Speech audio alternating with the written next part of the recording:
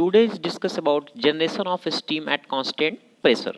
आज इस वीडियो में हम देखेंगे कि हमारी जो स्टीम है कैसे जनरेट होती है एट कांस्टेंट प्रेशर पे, और इसमें क्या क्या इंपॉर्टेंट पॉइंट आते हैं आइए हम डिटेल से देखते हैं।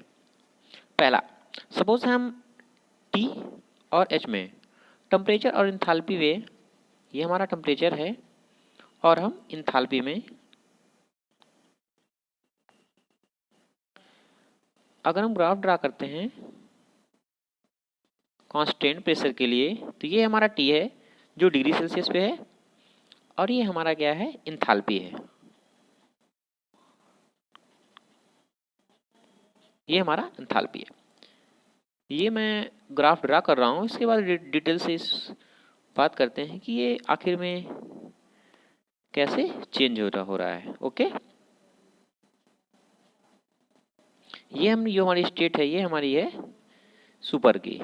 ये हमारा पॉइंट डी, ए, ये B and this C. Okay, जो हमारा ये रीजन है हमने इसको मान लिया एच।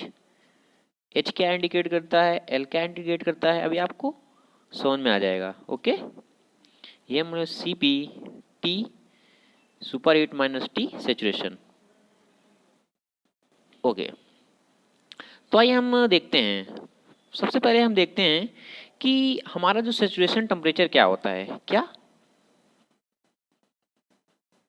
सेचुरेशन टेम्परेचर क्या होता है?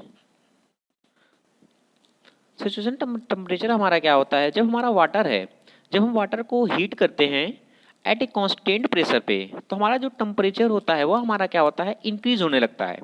जब हमारा इंक्रीज होता है, एक हमारा थर्मोमीटर उसे रिकॉर्ड करता है। तो जब हमारा टेम्परेचर एक मैक्सिमम पॉइंट पे पहुंच जाता है तो उसे हम कहते हैं सेचुरेशन टेम्परेचर। तो हम कह सकते हैं कि when water is heated at constant pressure, तो क्या होगा, its temperature goes on rising। क्या होगा, टेम्परेचर हमारा राइज होगा, which can be recorded। okay, recorded by thermometer।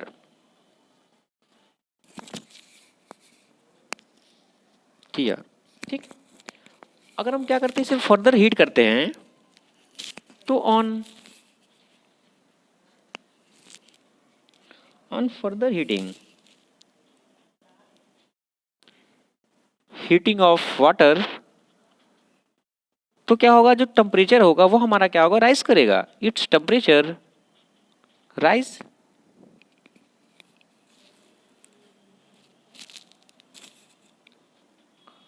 To its maximum value. Okay, maximum value, and this temperature is known as a saturation temperature, and maximum temperature is known as saturation temperature। ये हमारा हो गया saturation temperature। अब हम आगे बात करते हैं कि अगर saturation temperature की कंडीशन के आने के बाद भी अगर हम कंटिन्यू वाटर को हीट करते हैं तो आगे हमें कौन सी स्टेट मिलती है। तो हम बात करते हैं अब वेपर और wait steam.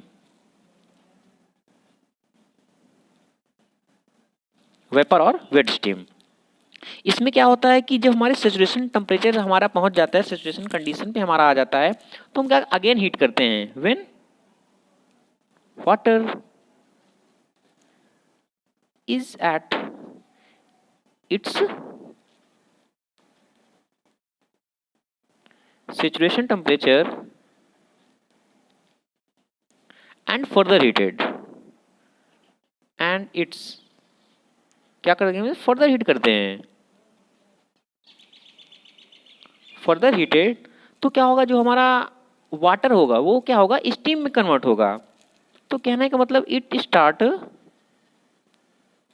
Start converting into steam. Okay. But क्या होता है कि जो हमारा पूरा वाटर होता है, होल वाटर हमारा कन्वर्ट नहीं होता स्टीम में। Okay.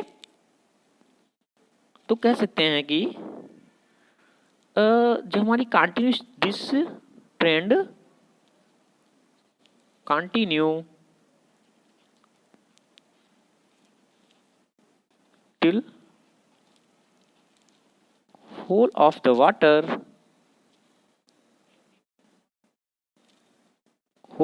water change into steam।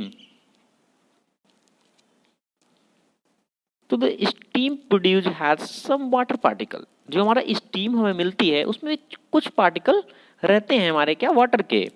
तो the steam so produce has some water particle। okay, water particle in suspension। Okay. तो ऐसी स्टीम को हम कहते हैं this steam is termed as vapor। Okay. Vapour और वेट स्टीम। कहने का मतलब इस कंडीशन में हमारा क्या होता है कि हमारा जब सैचुरेशन टेम्परेचर में हमारा आ जाता है तो हम वाटर को अगेन हीट करते हैं, तो वह क्या होता है, वाटर के पार्टिकल हमारे स्टीम में कन्वर्ट होते हैं। बट पूरी तरीके से हमारा जो वेपर हमें मिलता है उसमें कुछ मॉइस्चर रहती है, वाटर के पार्टिकल रहते हैं।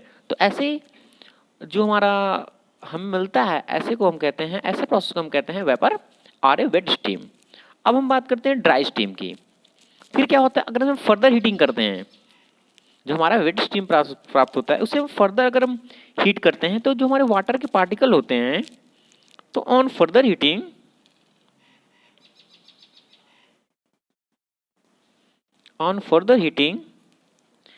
the particle of water in steam get vaporized। okay, and no particle of water, जब हमारा वेपराइज होगा तो जब वाटर के पार्टिकल ना रहें तो then there is no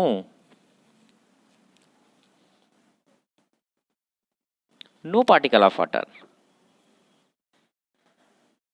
water in steam।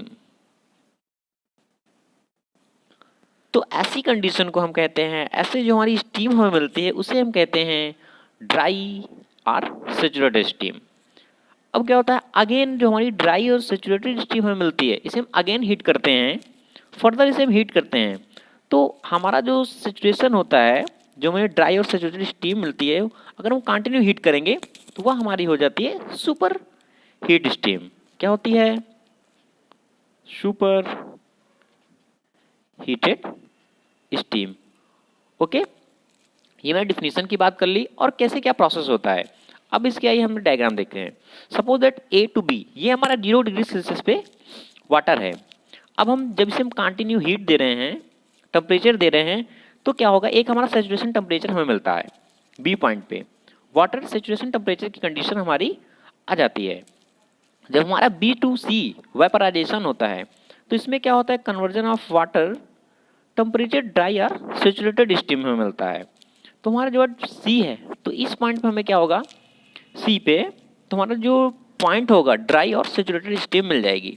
और फिर अगर हम सैचुरेटेड जो हमें ड्राई मिलती है उसे हम अगेन हीट करते हैं तो वह हमारी मिलती है सुपर हीटेड स्टीम। तो यह हमारा हो गया स्टीम जनरेशन प्रोसेस का।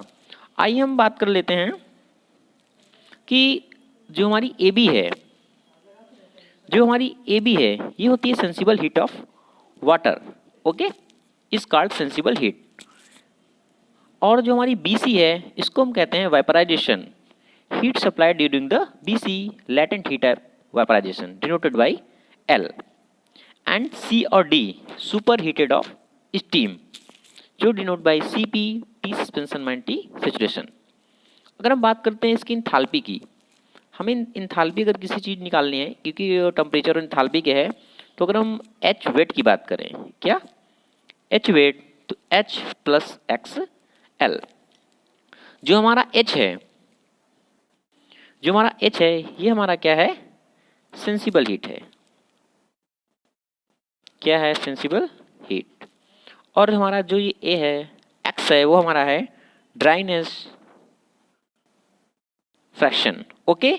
और L is called latent heat, latent heat, okay. अब जो हमारा इंथाल्पी ऑफ ड्राई स्ट्रीम आएगा वो हमारा इक्वल होगा H इक्वल टू एल के। और जो हमारी सुपर हीट आएगी, H सुपर हीट की बात करें इंथाल्पी की, तो वह हमें निकल के आती है H, हमें H मिला sensible heat plus latent heat plus super heat का Cp T minus T saturation. Thank you watching this video, like करें और सब्सक्राइब करें।